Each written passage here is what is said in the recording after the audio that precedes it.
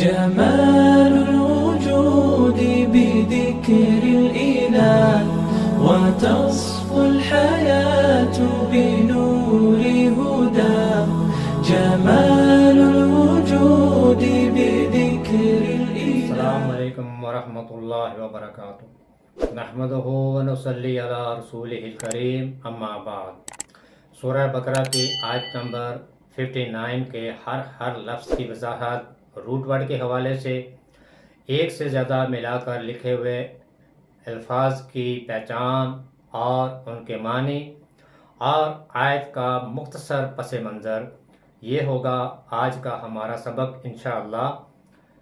فبدلا، دو لفظ ہیں یہ، فا زبر فا پس، بدلا با دال لام، بدل بدلنا، الذین جنہوں نے، ظلموا ذا لام میم ظلم، قولن کاف واو لام قول بات یا کہنا، غیر غین یا را غیر سوائے یا علاوہ، الذی وہ جو، قیلا کاف واو لام قول بات، لہم دو لفظ ہیں، لم زبر لا لیے، ہم ان کے، فانزلنا تین لفظ ہیں، فا زبر فا پس، انزل نون زا لام، نزلہ نازل کرنا اتارنا، نون زبر الف نا ہم نے، علا پر یا اوپر، الذین جنہوں نے،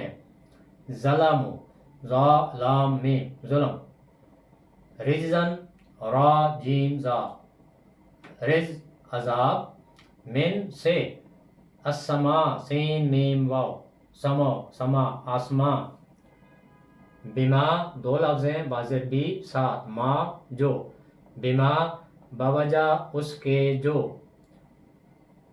کانو تھے وہ، یفسقون دو لفظ ہیں، یا زبر یا وہ کے معنی میں، فسقا فا سین کا، فسق نافرمانی، فبدلا پس بدل دی، الذین جنہوں نے، ظلموا ظلم کیا نافرمانی کی، قولاً بات کو، غیر الذی وہ جو اس کے علاوہ تھی، قیل لہم جو ان سے کہی گئی تھی، فانزلنا پس نازل کیا ہم نے، علی الذین ان لوگوں پر جنہوں نے، ظلموا ظلم کیا نافرمانی کی، رجزا من السماء عذاب آسمان سے، بما کانوا بوجہ اس کے جو تھے وہ، یفسقون وہ نافرمان. الفاظ کی وضاحت روٹ ورڈ کے حوالے سے، فبدلا با دال لام، یہ اس کا روٹ ورڈ ہے، بدلا، وہ چیز جو کسی دوسری چیز کی قائم مقام ہو بدل کہلاتی ہے، اور بدلا یعنی ایک چیز کے عوض کوئی دوسری چیز. ظلموا ذا لام میم، یہ اس کا روٹ ورڈ ہے، ظلم. ظلم کا مطلب ہے اندھیرا. یہ اندھیرا چاہے رات کا ہو یا جہالت کا، یعنی نافرمانی. اور بنیادی معنی اس کا ہے چیز کو اس کے مخصوص مقام پر نہ رکھنا، یعنی حق ادا نہ کرنا، حقوق و واجبات ادا نہ کرنا. اور حقوق دو طرح کے ہیں، ایک ہیں حقوق اللہ کہ اللہ تعالیٰ کے حقوق ادا کرنا، یعنی اللہ تعالیٰ کے احکامات کو ماننا اور ان پر عمل کرنا. اور دوسرے حقوق ہیں حقوق العباد، یعنی اللہ کی مخلوق کے حقوق. تو جو کوئی اللہ تعالیٰ کے حقوق اور اللہ کی مخلوق کے حقوق ادا نہیں کرتا وہ ظلم کرتا ہے، اور یہ ظلم اصل میں نافرمانی ہے. اللہ تعالیٰ نے جن و انس کو اپنی عبادت کے لیے پیدا کیا، تو جو کوئی اپنی ذات کو، اپنے نفس کو، اپنی جان کو اللہ تعالیٰ کی فرما برداری پر نہیں لگاتا، اللہ تعالیٰ کے احکامات کو نہیں مانتا، تو وہ دراصل اپنی ذات پر، اپنی جان پر ظلم کرتا ہے، اور یہ جو ظلم ہے یہ نافرمانی ہے، زیادتی ہے۔ یعنی انسان اپنے آپ کو اللہ کی عبادت پر لگائے، یعنی اللہ تعالیٰ کے احکامات کو مانے، اور جو کوئی اللہ تعالیٰ کے احکامات کو نہیں مانتا وہ خود پر ظلم کرتا ہے۔ تو ظلم کا مطلب اندھیرا بھی ہے اور ظلم کا مطلب نافرمانی بھی ہے۔ غیر، غین یا را، یہ اس کا روٹ ورڈ ہے غیر۔ غیر کہتے ہیں سوا، علاوہ، یعنی غیر کوئی اور کو غیر کہتے ہیں، اور غیر بدل دینا، تبدیل کر دینا۔ فَأَنزَلْنَا نون زا لام، نزلہ، نزلہ کا مطلب ہوتا ہے بلندی سے نیچے کی طرف آنا، اسی سے منزل ہے، اترنے کی جگہ، پڑاؤ۔ اسی روٹ کے ساتھ نزل ہے، مہمان نوازی کو کہتے ہیں۔ پھر اسی روٹ ورڈ سے انزال ہے، انزال کہتے ہیں یک بار اتارنا، ایک ہی بار اتارنا۔ جیسے اللہ تعالیٰ نے قرآن کریم کو لوح محفوظ سے آسمان دنیا پر ایک ہی بار اتارا، اور اسی روٹ ورڈ کے ساتھ تنزیل ہے، آہستہ آہستہ کر کے اتارنا، تھوڑا تھوڑا کر کے اتارنا۔ اللہ تعالیٰ نے قرآن کریم جبریل علیہ السلام کے ذریعے نبی کریم محمد مصطفیٰ صلی اللہ علیہ وآلہ وسلم کے دل پر 23 سال کے عرصہ میں تھوڑا تھوڑا کر کے اتارا، یہ تنزیل کہلاتا ہے۔ یعنی قرآن آہستہ آہستہ کر کے اتارا گیا، اسے تنزیل کہتے ہیں۔ رجزن، را جیم زا، رجزہ کہتے ہیں اضطراب کو، بے چینی کو۔ ایسا عذاب جس میں اضطراب بھی ہو اور بے چینی بھی ہو، وہ رجز کہلاتا ہے۔ اور رجز کا مطلب عذاب بھی ہے اور رجز کا مطلب گندگی بھی ہے۔ اگر کسی پر کوئی گندگی ہو تو جب تک وہ اس سے خلاصی حاصل نہ کر لے تب تک وہ بے چینی میں اور اضطراب میں رہتا ہے۔ اسی لیے رجز کا مطلب عذاب بھی ہے اور رجز کا مطلب گندگی بھی ہے۔ السماء، سین میم واو، یہ اس کا روٹ ورڈ ہے سمو، سما، آسمان کو کہتے ہیں۔ بنیادی معنی اس کا سما کا بلندی ہے، اور آسمان کو سما اس لیے کہتے ہیں کہ زمین کے مقابلے میں وہ بلندی پر ہے، اسی لیے اسے سما کہا جاتا ہے۔ یفسقون، فا سین قاف، فسقہ، فسق کہتے ہیں نافرمانی کو، اور فاسق کہتے ہیں نافرمان کو۔ وہ جو حق اور اصلاح کے راستے سے ہٹ جائے وہ فاسق کہلاتا ہے، اور ہر وہ کام جو خلاف شریعت ہو، چاہے اس کا تعلق اعمال سے ہو یا عقائد سے، فسق کہلاتا ہے۔ یعنی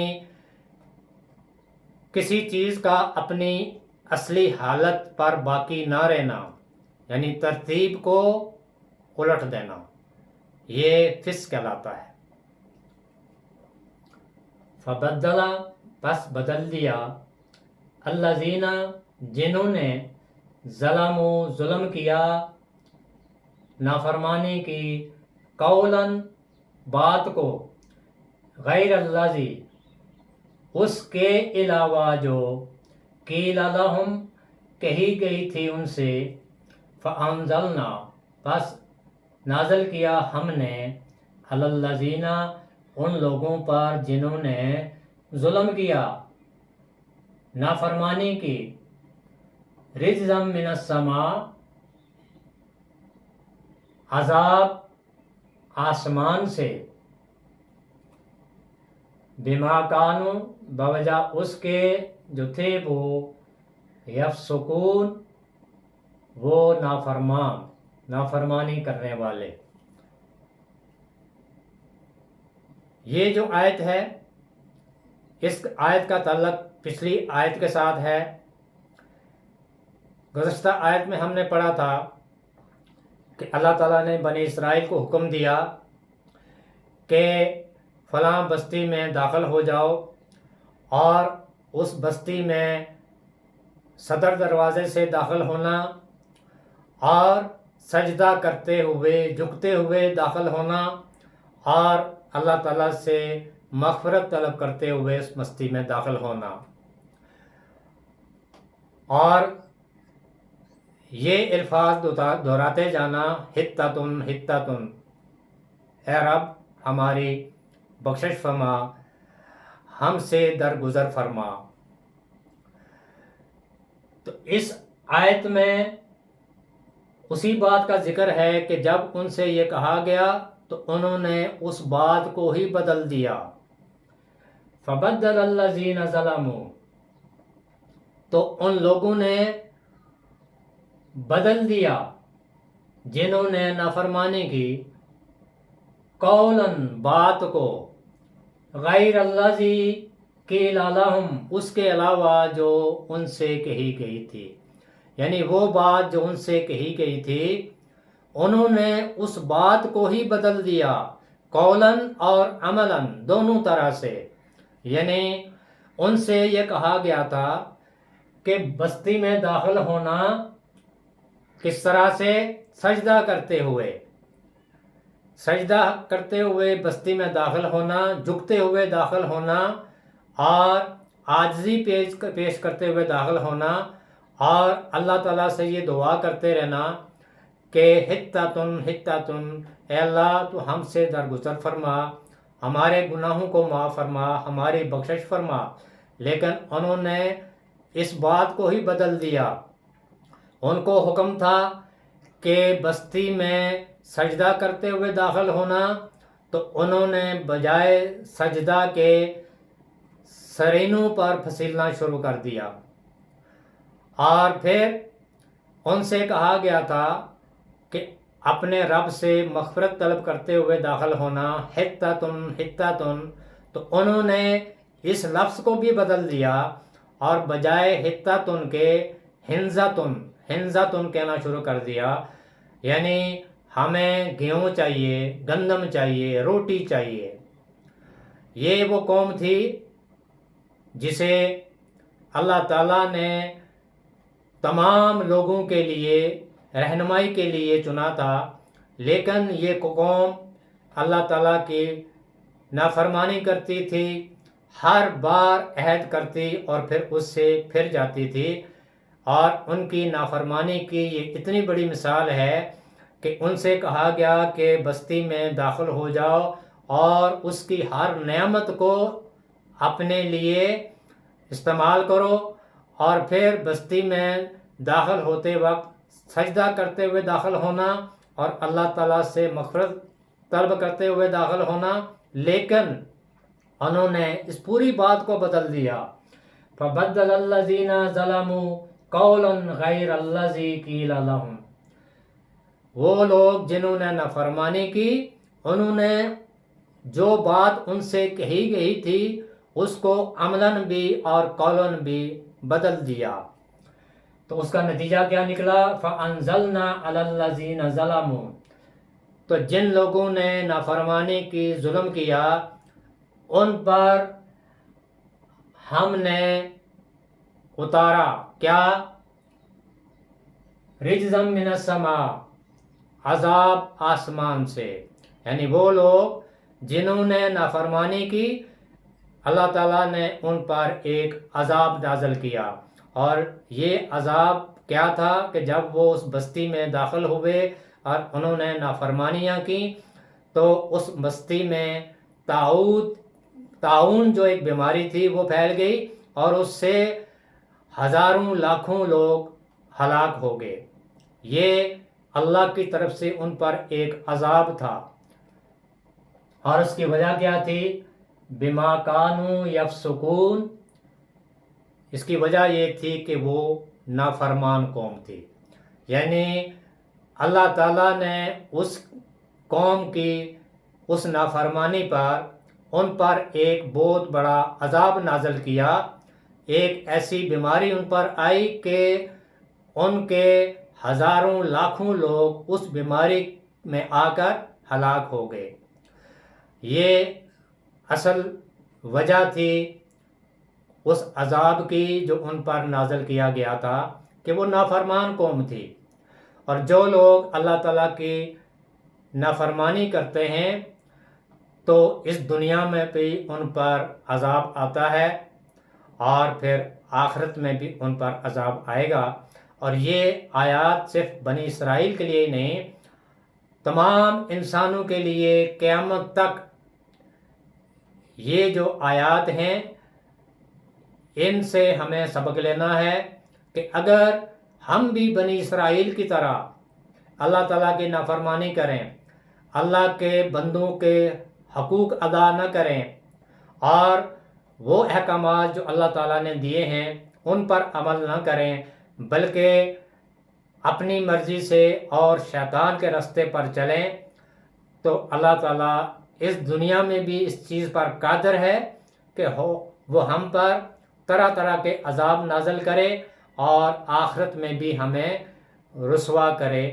تو اللہ تعالیٰ سے دعا ہے کہ اللہ تعالیٰ ہمیں اپنے احکامات پر عمل کرنے، اپنے حقوق ادا کرنے اور پھر بندوں کے حقوق ادا کرنے کی توفیق عطا فرمائے۔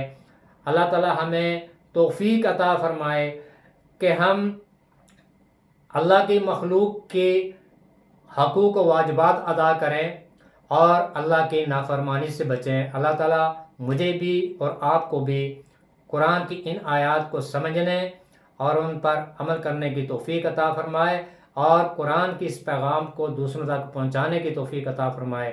سبحانک اللہم و بحمدک، نشہد ان لا الہ الا انت، نستغفرک و نتوب الیک۔ السلام علیکم ورحمۃ اللہ وبرکاتہ۔